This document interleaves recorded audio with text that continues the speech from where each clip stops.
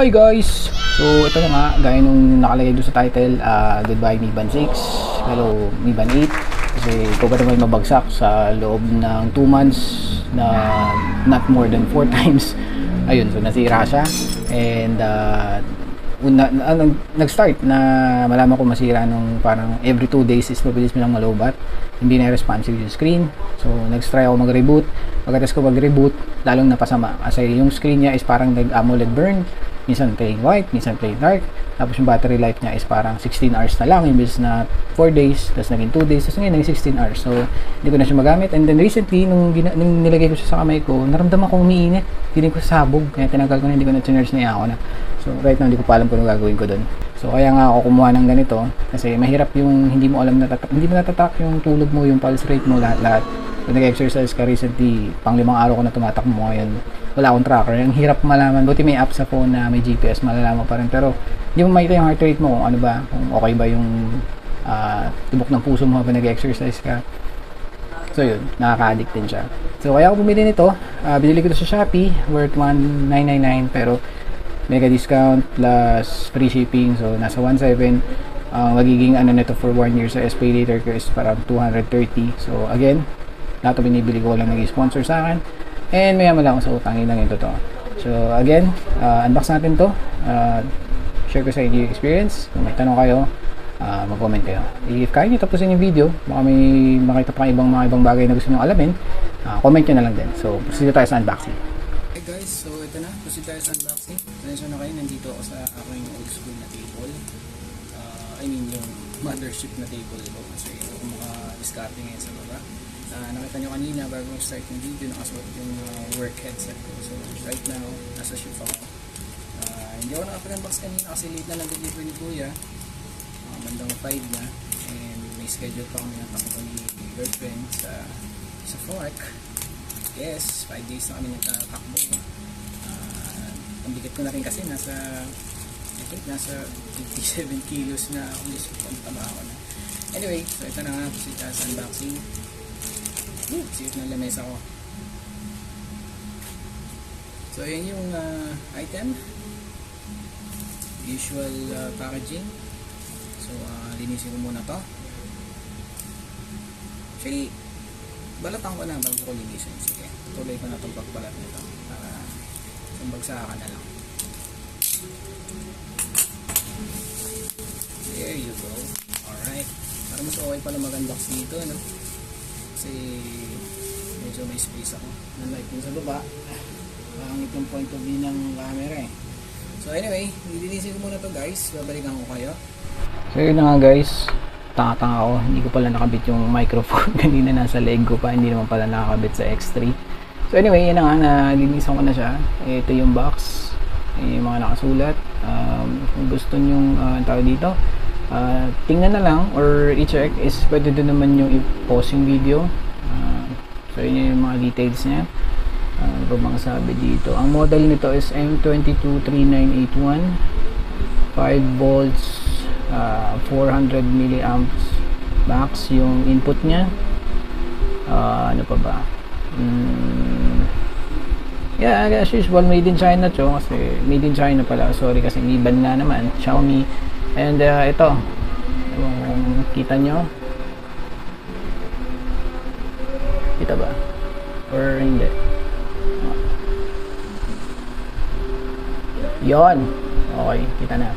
So ayan nga ang sabi dyan ay 5 atmosphere water resistance, about hindi ko alam po ilan yun, pero tingnan ko na lang din. Professional workout analysis, sleep monitoring, all day. Ito yung gusto ko, all day SpO2 at heart rate monitoring. Kasi sa Mi Band 6 ko, heart monitoring lang. So ito may SpO2 na, or blood oxygen. Tapos on risk running courses, kinuha ko is gold, rose gold something yung kulay, or gold, pumunta ka na. Tapos ito yung nakalagay dito, crystal clear full AMOLED screen. Wow, talaga. Sabi nila pwede sa outdoors to kasi 600 nits. Sorry, nabangga ko yung tripod. And up to 16 days battery life. Siguro kung hindi naka-on yung mga heavy monitoring nya. DC detachable straps, nakikita natin yung mamaya. 100 exercise modes. So yan, Mukha naman legit. Made in China #1. So proceed na natin at buksan natin. So ayan na guys, binuksan ko na yung end. Yung intro mamaya ulitin ko kasi yung box hindi ko pa na-unbox noon is hindi naman nakakonect yung mic. So malamang hindi nyo ako naririnig, pero kung maririnig nyo naman ako after i-edit, nahulog pa. After i-edit, edi push, hindi na ako maggagawa ng panibagong video. So yun na nga. Ito na. Proceed to unboxing. Oh my god. Woo! Ganda. Packaging pa lang, ulam na. Teka lang, lilinisin ko lang to guys. Wait lang. Namekos-mekos ko na yan. Nalagyan ko na ng alcohol. Safe na hawakan. Hindi na ako magkakalat ng dumi. Ito nyo kayo judge. Ayoko lang talaga ng madumi. So, I guess, unahin na, kasi ito lang naman yung package niya, no? So, yan. Yan lang. Unahin na natin tong iban. Or pwede rin mamaya na. Bibitinin ko muna kayo.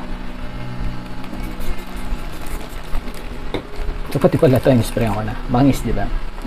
So, ano bang meron dito sa box na to? Ano bang buksan to? Alam ko na. Wait, tingin ko alam ko na. Or baka hindi. Ayaw niya magpabukas. Okay. So, ito, ang laman nito ay instruction manual. Which is most likely multilingual instruction manual to. But anyway, tingnan na rin natin. Sabi dito ay, yan. Mi Band 8 user manual, Xiaomi. So, lahat ng languages, English, yan, halo-halo. Buti naman gumawa sila ng ganyan, no?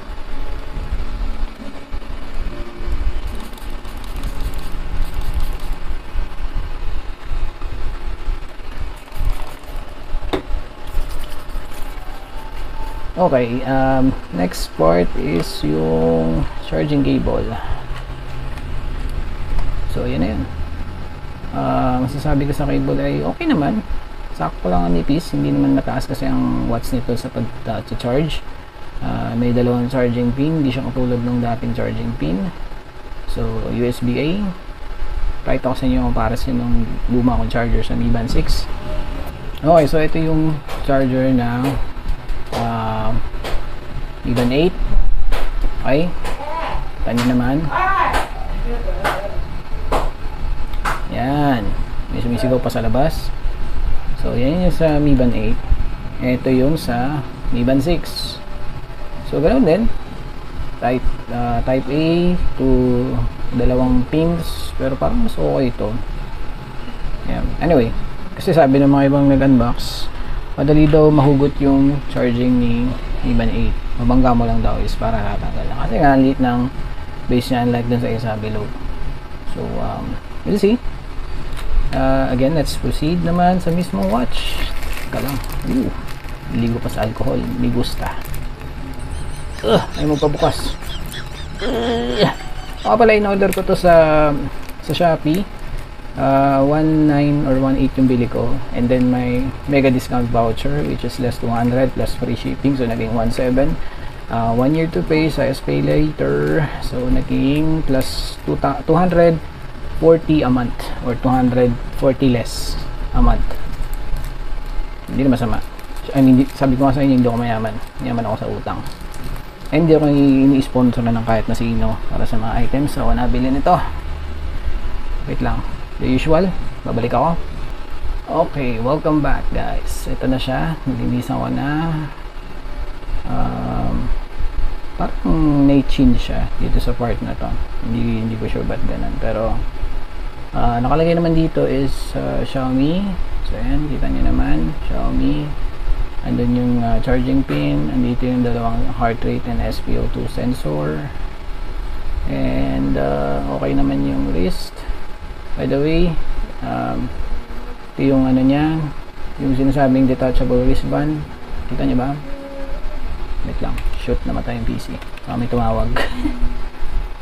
So yun nga yung detachable wristband. Pag pinindot nyo siya, madi-disconnect na. Ganun kadali. So ayun yung pins, yung parang kantoron na sumasakto dito. So ayun yung dulo. So, pwede mo pagpalitin kung anong side ang gusto mo. Papalitin mo lang sila. Hindi siya katulad ng sa 8 na may goma dito and then as in full body lang siya, unibody na item. So, ito may detachable pins. I'm not sure. I think mas okay ito eh. Ito ko sa inyo yung Mi Band 8 ko Okay, ito yung Mi Band 8 ko. Ito nyo naman nadumihan na kasi hindi nagagamit. So, ito walang detachable pins. Ito yung itsura niya. Walang detachable pins yan. And then, pinalitan ko na ng third party strap na metal strap. So, ayun yung sensor niya. Dalawa. Weird looking pero parang mas high-tech tingnan to. So, yun. So, ito isang bagsakan. I-detach nyo as matatanggal sa hole. Tingnan natin kung matatanggal ko Yep, ayan. At may mga puti-puti dahil nasama ko itong maligo. Sorry, dugyot. Wala siyang detachable pins as is siya, ganyan. Ganon. Okay. Balik tayo dito sa isa. Sorry. Ayan. So, again, yan itsura niya. Para i-on to, kailangan natin i-charge. So, balikan ko kayo.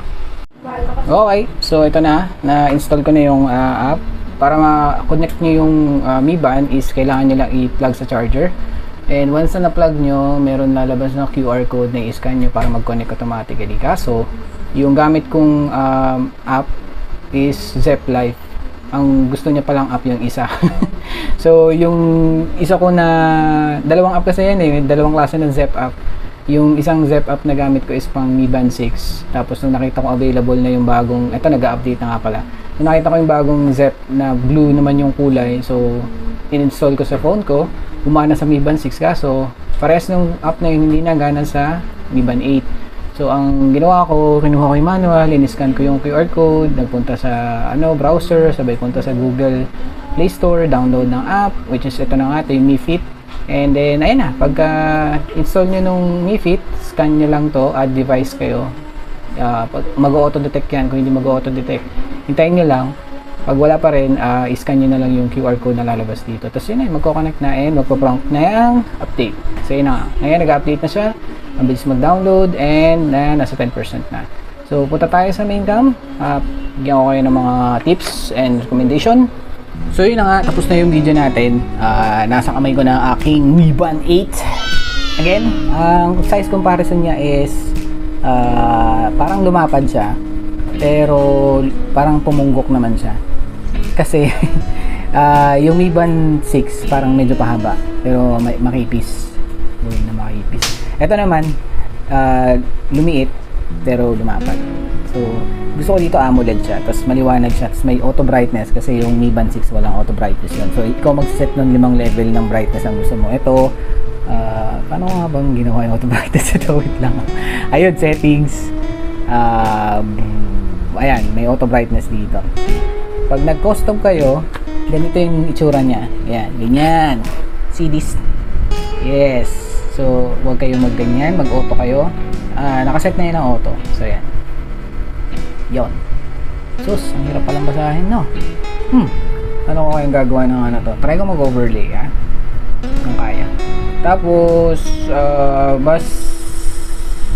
mas maraming settings yung Mi Band 8 kaysa sa 6. Kasi yung 6, hindi mo pwede yung off yung cover to sleep. Yung bawa na naka-on siya ganyan. Tapos, i-sleep mo siya.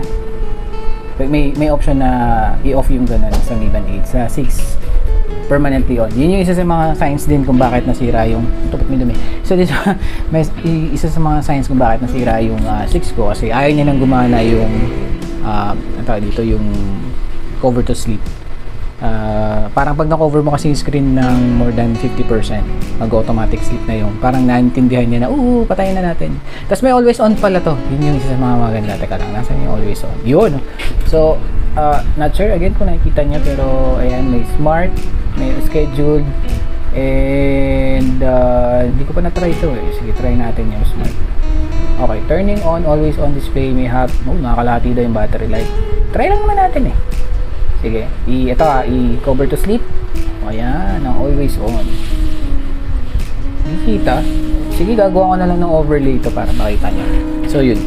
Tapos, pagka nag-check kayo dun sa Mi app ng Watch Faces, maganda kasi malalaman ng Mi app na gamit mo yung Mi Band 8. So, since may always on si Mi Band 8, pagka nakakita ka ng watch face, may option doon para makita mo yung always on display niya. Usually, iba yung always on display na itsura sa default na watch face. So, very good. Sobrang lala. Ano ba? Battery life hindi ko pa na-try, pero may option dito. Again, i-overlay ko na lang kasi hindi nyo makikita. May option dito na parang sa cellphone yung battery option, makikita nyo kung gaano estimate na itatagal ng battery and kung ano yung mga factors na pwedeng sanhi na pwedeng makapagpa-lessen ng battery life. Doon mismo makiklik nyo kung gusto nyo i-off yung mga functions na yun para humaba yung battery. Sa akin, before kayo on yung always on, ang nakaset, ang lumalabas is 5 days bago malobat.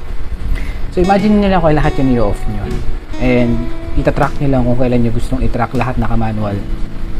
Siguro abot ng kulang-kulang 10 days din kasi sa dami ng sensor na gumagana all the time. Yun yung reason kung bakit naubos yung battery. Sabi naman nila mas mataas yung battery nito kumpara dun sa Mi Band 6. Siyempre, dalawang generation na yung tinalo niya eh. Yun, yung watch, yung strap, so far, maganda naman. Sabi ng isang nagre-review na lagi natatanggal daw. Hindi pa naman nangyari sa akin yun. Well, tatry ko rin. Pakikiramdam ako. So, ano po ba? Hindi ko pa na-try outdoors eh. Bukas pag tumakbo ko, tingnan ko kung maliwanag siya. And yun, yung SpO2 tsaka yung heart rate, as in live, makikita mo talaga yung heart rate. Again, i-overlay ko na lang, tingnan nyo. May option dyan na nakalagay na measuring. As long as na secure siya sa balat nyo, naka-in contact siya, makikita nyo talaga kung ano yung actual heart rate. Sobrang lala. Wala nun sa Mi Band 6. Sana all. Tapos yung stress, alam ko naka-all din to eh, naka-measure all the time. Pero hindi siya magre-reflect agad-agad sa smartwatch. Kailangan nyo makita siya sa app mismo. So, yun. Ganun din yung SpO2. Actually, hindi ko pa na-try, pero check ko mamaya. Ano pa ba? So, yun lang guys. Again, nakuha ko to ng 1.7. May voucher na less 200. Salamat Shopee. Tapos, in-order ko siya nito nung makalawa. And then, kinabukasan na ship na. Pagdating ng madaling araw nung 30, bago mag-Labor Day, sakto nga eh, kasi pinapat ng Labor Day, baka na-deliver to 2 kasi holiday ang Labor Day. So, may 1. So, 30 ng madaling araw, on the way na siya dun sa pinakamalapit na sorting station na malapit sa amin. And then, pagdating ng 6 to 8 a.m., nakuha na ng rider, na-deliver sa akin ng 5 p.m. So, very good. Very good si seller, pati si rider, Shopee Express. Tap na kasi yung cover. Pero, Shopee Express. Tapos, ano pong masashare ko sa inyo? Battery life, screen, apps. Ayun, yung apps wala na yung Pi. Ang meron sila ngayon ay Vitality. And ang best feature nito na gustong-gusto ko talaga, yung always monitoring ng sleep, stress, SpO2, tsaka heart rate. So, the best yun. Sa tracker, pag tumakbo kayo, nakadepende yung app sa GPS ng phone. So, yun na lang. Pero, ang nakikita kong problema dito is, kasi ito nakadepende sa galaw ng kamay mo. So, binibilang niya kung ilang beses kang gumalaw, i-calculate na, tumatakbo siya. So, isipin mo na baka i-count. Hopefully, hindi. Kasi pag sa phone ka nag-set ng tracker ng takbo, binabasa niya talaga yung pag-andar mo sa GPS. Hindi sa galaw ng kamay mo or sa pag-alog mo ng phone mo. Mas parang mas maganda yun, di ba? So, sa Mi Band 8 Pro, may sariling built-in na GPS yun. Hopefully, I think, doon, siguro, hindi na maiwasan yung ganung error. Pero ito, again, itatry ko bukas and then i-on ko yung tracker ko sa phone na app. Tingnan natin kung magmamatch yung distance nila. Doon na lang tayo mag-check kung na-track ba. Kung sakaling mas mahaba yung na-track yung distance, kahit na hindi naman totoo, nakastay lang ako sa isang lugar. So, binibilang niya ngayong galaw. Pero kung nakadepende naman sa GPS ng phone, siguro doon niya rin i-correlate yung data. So, pag-iisahin niya na, uy, wait lang, kahit na gumagalaw to, hindi naman ma-under. So, dito lang to, ito lang talagang tinakmo niya. So, hopefully ganun nga. Ano pa ba? Yun nga, may always on display. So, yan, naka-on na. Battery management nandun, AMOLED 600 nits, battery life, and then nakalagay dun is parang fast charging siya. Kaya daw mag fast charge. So, malalaman din natin. Kasi nung nakuha ko to 75 and then nag-update, nag-pair ako, umabot ng 83 yung pag-charge niya. So, 83, 85. So, malalaman natin pagka nalobat within 3 to 4 days or 5. Sabi niya kasi 5 days, pero iisip ko pa kayo, off kayo always on. Pero ang ganda ng always on. Angas, parang naka-Samsung na phone. I mean, yung dati din may mga Samsung phones, yun lang yung may always on. Pero, point. Pero lagyan ng pin to. Pin. Lahat. Dami na settings na wala dun sa mga old version. So, again, kung interesado kayo, or kung may tanong kayo, may gusto kayong video specifically dito sa app sa Mi Band, na-try kong gawan kung may tanong kayo para makita nyo rin. Again, i-overlay ko na lang yung mga ibang sinabi ko kanina kasi mahirap ipakita pala dito sa front cam. Anyway, yun na nga. So, again, salamat sa mga nanood. Pa-like, share, and subscribe. Kaya ako lang headset ngayon kasi naka-break ako. Lunch break. Yay! Kaso ang init. Parang nasa pugon ako. Wala pang ulan sa Muntinlupa. Kailan kaya ulan? Yun na nga. Ingat pa rin kayo. Heat stroke, heat wave, kung ano man yan. Enjoy sa mga nag-aaral. Good luck sa inyo. Mga papasok ng tanghali. And, ano sinabi ko? Like, share, subscribe, and panoorin yung mga ibang videos ko. Bye! Comment kayo kung may tanong kayo.